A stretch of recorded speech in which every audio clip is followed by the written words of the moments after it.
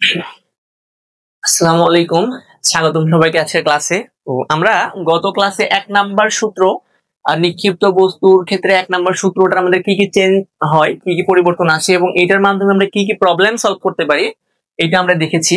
তো আজকে আমরা 2 নাম্বার ফর্মুলাটা দেখবো। আমি একটু 2 নাম্বার ফর্মুলা যেরকম আছে এরকম আগে লিখে নেব। v square equal to u square plus twice a S.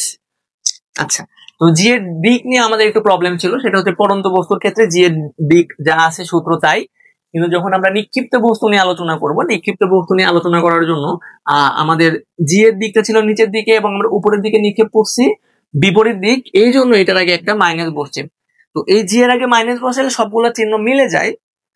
যারা হচ্ছে যে আরেকটু বিস্তারিত জানতে চাও, আমার হচ্ছে আমার ইউটিউব চ্যানেলে গিয়ে তোমরা কাজ শক্তি ক্ষমতাতে আমি একটা ভিডিওতে, বেশ অনেক বড় ভিডিও, তো ওই ভিডিওতে এটা পুরাটা ব্যাখ্যা করছিলাম যে এই সূত্রটা আসলে কিভাবে আসে। তো আমরা এটা থাম্ব রুল থেকে কল্পনা করি, বা এটা আমরা পরীক্ষা বারবার প্র্যাকটিসের মাধ্যমে বুঝতে পারি যে আমরা যদি শুধু জি এর মানটা চেঞ্জ করে দিই তাহলে আমাদের আর কোনো কিছুর মানে জি এর চিহ্ন চেঞ্জ করলে আমাদের আর কোনো কিছুর চিহ্ন চেঞ্জ করার প্রয়োজন হয় না। তো দেখো এই সূত্রটা আমরা এটা যেহেতু ওয়াই অ্যাক্সিসে ইউজ করতেছি, এই জন্য আমাদের এটা হয়ে যাবে হচ্ছে জি। দেখো, ত্বরণ এক্স অক্ষ বরাবর হইলে হচ্ছে এ এক্স অক্ষ বরাবর, আর এটাই হয়ে যাবে জি। অভিকর্ষ ত্বরণ হবে যার মান হবে 9.8 মিটার পার সেকেন্ড স্কোয়ার, একক অবশ্যই উল্লেখ করতে হবে। তাহলে এটা হবে আমার ওয়াই অক্ষ বরাবর, তাহলে জি। এবং আমরা যখন সরণ নেই এক্স অক্ষ বরাবর, সরণকে আমরা প্রকাশ করি এস দিয়ে, যখন আমরা এটাকে এক্স অক্ষ বরাবর লিখি, এক্স অক্ষ বরাবর যখন লিখি এবং এই সরণটাকে আমরা ওয়াই অক্ষ বরাবর লিখি হচ্ছে উল্লম্ব সরণ। কখন উল্লম্ব সরণ? কখন উল্লম্ব সরণ? যখন এটাকে আমি ওয়াই অক্ষ বরাবর ইউজ করবো এবং তখন এটাকে আমি লিখি এইচ দিয়ে আমরা ডিনোট করি, এবং এটা ডিস্টেন্স আমরা মেজার করি আদি বিন্দু থেকে ধরবো। আদি বিন্দু যেখানে, সেখান থেকে শেষ বিন্দুর দিকে ধরবো। কেন বলতেছি বারবার? আমরা 3 নাম্বার কেস এটা বুঝবো। তো আমি এই এসটাকে লিখলাম হচ্ছে এইচ, এবং এই এর সামনে এই এর পরিবর্তে জি লিখছি, এবং এটার চিহ্নর জন্য আমরা এই প্লাসের জায়গায় বসাবো মাইনাস। আর আমাদের সূত্রে যা কিছু ছিল মাইনাস। কেন? এই যে জি এর আগে মাইনাস হবে, এই যে জি যেহেতু নিক্ষেপ করতেছি, তো জি এর আগে মাইনাস, তাহলে আমাদের সূত্র যা তাই থাকবে, u square minus twice g h. তো এটা হচ্ছে আমাদের পরিবর্তিত ফর্মুলা নিক্ষিপ্ত বস্তুর জন্য। এগুলো মুখস্থ করে কিন্তু তুমি শেষ করতে পারবে না, এগুলো বুঝে বুঝে ফিল করে করে আগাইতে হবে। আচ্ছা, তাহলে আমরা আগের ভিডিওতে দেখছিলাম যে একটা বস্তু যখন ম্যাক্সিমাম পয়েন্টে উঠে, ম্যাক্সিমাম পয়েন্টে উঠলে তার শেষ দিকটা হয়ে যায় জিরো। আমরা একটু এখানে জিরো বসাই, এখানে জিরো বসাইলে কি আসে আমরা একটু দেখি।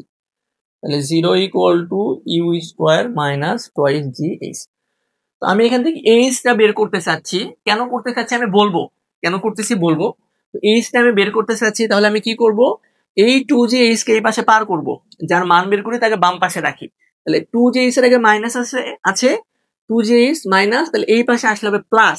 তাহলে আমি লিখবো two g h equal to আমার ইউ এর উপরে স্কোয়ার। আচ্ছা, এখানে আর একটা কথা, যে তুমি যখন ভি জিরো করছো, এটা এই হাইটটা কোন হাইট? এই হাইটটা হচ্ছে সে কতটুকু উচ্চতা উঠছে।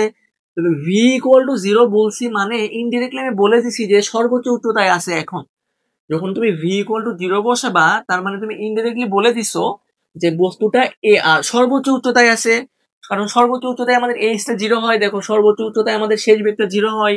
তাহলে ভি ইকুয়াল টু জিরো তুমি বসাইছো, এটা মিন করে যে তুমি সর্বোচ্চ উচ্চতায় এখন আছো। তো যখন আমি ভি এর মানটা জিরো বসাইলাম, এই এইচটা হয়ে যাবে আমার এইচ ম্যাক্স। এইচ ম্যাক্স হচ্ছে সর্বোচ্চ উচ্চতা। তো আমাদের বইগুলাতে বা গাইড বইগুলাতে সর্বোচ্চ উচ্চতা বের করার অনেক কোশ্চেন বা একদম ডিরেক্ট ফর্মুলা লিখে আমরা একটু দেখি, যে U square divided by twice G. তাহলে এটাকে আমরা বলবো হচ্ছে এইচ ম্যাক্স। এটা তোমার বইয়ে একদম ডিরেক্ট ফর্মুলা আকারে দেওয়া, যে H equal to you square divided by twice G. তো ফিজিক্সে হাজার হাজার সূত্র, ম্যাথে হাজার হাজার সূত্র, হায়ার ম্যাথ, জেনারেল ম্যাথে, তো এত সূত্র মুখস্থ করতে যাবা না।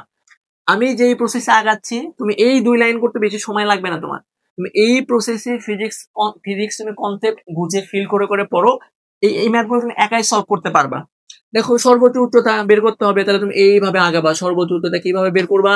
সেই বেগ জিরো বসাবা, ক্যালকুলেশন করবা, পক্ষান্তর করে এখান থেকে একটা ভ্যালু আসবে। তো আমরা এই ফর্মুলা থেকে যখন আমাদের সর্বোচ্চ উচ্চতা ব্যবহার করতে বের করতে বলবে, তখন আমরা এই ফর্মুলাটা ইউজ করব। তো আজকের ক্লাসটা এই পর্যন্তই থাকবে। আমরা পরবর্তী ক্লাসে ৩ নাম্বার যে আমাদের কেসটা আছে, ৩ নাম্বার সূত্রটা, আমরা ৩ নাম্বার সূত্রটাকে বিশ্লেষণ করব এবং দেখব ৩ নাম্বার সূত্র বিশ্লেষণ করে আমরা ৩ নাম্বার সূত্র বিশ্লেষণ করে আমরা কি কি প্রবলেম সলভ করতে পারি। তো ক্লাসগুলো বন্ধুদের সাথে অবশ্যই শেয়ার করবা এবং আমাদের হোয়াটসঅ্যাপ গ্রুপে যুক্ত হবা এবং কমেন্টে জানিও তোমাদের ক্লাসগুলো কেমন লাগে, বা কারো কমেন্ট করতে প্রবলেম হলে ইনবক্সে জানিও বা হোয়াটসঅ্যাপ গ্রুপে জানিও। তো ঠিক আছে, ভালো থাকো সবাই। আসসালামু আলাইকুম।